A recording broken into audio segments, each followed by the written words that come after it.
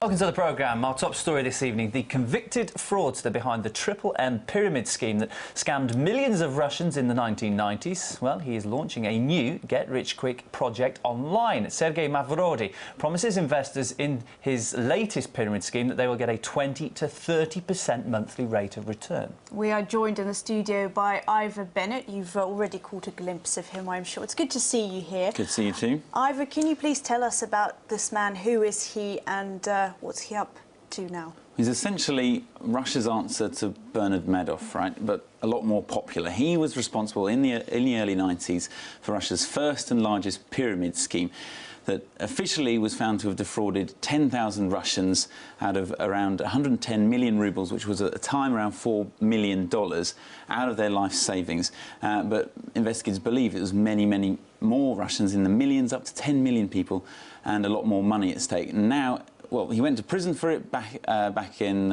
last decade, and now he's up to it again. He's launching a new financial scheme, and he says this time it's legal, basically.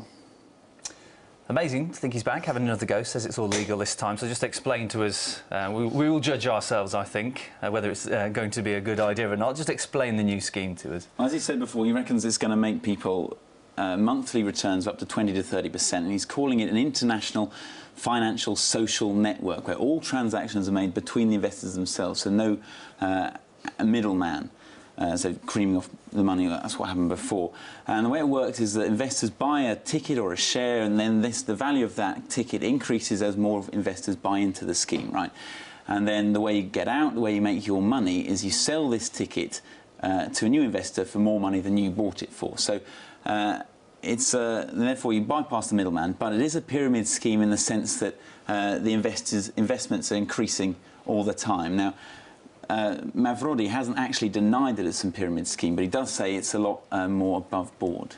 And how does it make it better than the previous one? Well, he says he won't be taking any money this time, because that's what happened last time. Obviously. And this time he says it won't collapse. It's a lot more secure. You see, the danger with pyramid schemes, and this is what happened last time, is that they're essentially a fictitious investment scheme. There's no actual profit there, and so it's prone to collapse at any moment. It's got a limited lifespan, because the returns that are paid out, they are paid from the money of the new investment, so it relies on an ever-increasing flow of investment. As soon as that dries up, as soon as people think that it's going to collapse, then they want to take their money out, and then it does collapse because there isn't any money there. And this is what happened before.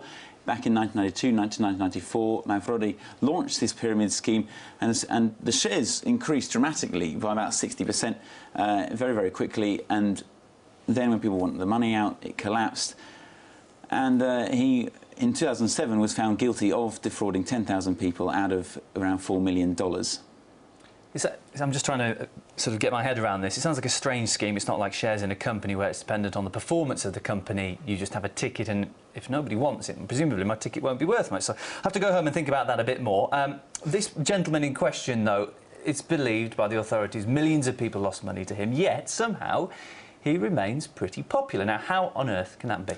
Yeah, it is very strange. He does seem to have achieved somewhat of a cult status in Russia, largely in part of his TV advertising campaign back in the early 90s, when advertising on television opened up. It was some of the first independent advertising, and it was very sort of a quirky advertising campaign. Anya, maybe you remember it. I do, absolutely. It was very popular because there weren't many TV ads back in the day as well, and it was just gripped your attention. There it is, because it had a few characters. As ordinary Russians, suddenly their life dramatically improves after they've bought shares in this investment scheme. However, it wasn't to be. Millions of people, as you say, are thought to have lost their money. But despite this, Mavrodi has kept a very popular image, and this is evident in the sense that he was actually elected to Parliament, to the lower house of Parliament, the State Duma, in 1995 it was, whilst he was actually he was being held in prison that year on charges of tax evasion. He wasn't actually convicted back then. Then he was released so he could run for Parliament. He got in largely because of support from the people he had actually defrauded. These people thought that he and their money were actually victims of a corrupt state, and that it was a government plot to bring it down. And that still was evident and apparent in his trial in 2007, when many of the elderly investors from that scheme in the 90s were there, when the verdict was read out, they were standing up alongside him to receive the verdict, and they were saying that he should be just let free and he hasn't done anything wrong. And here he is trying to do it again, so he's still got that support, clearly. Unbelievable. Amazing, yeah. So Sergei Mavrodi is back. There's a new pyramid scheme brewing there, in case you're interested, and we're talking to our correspondent Ivor Bennett about it. Thanks so much for the information.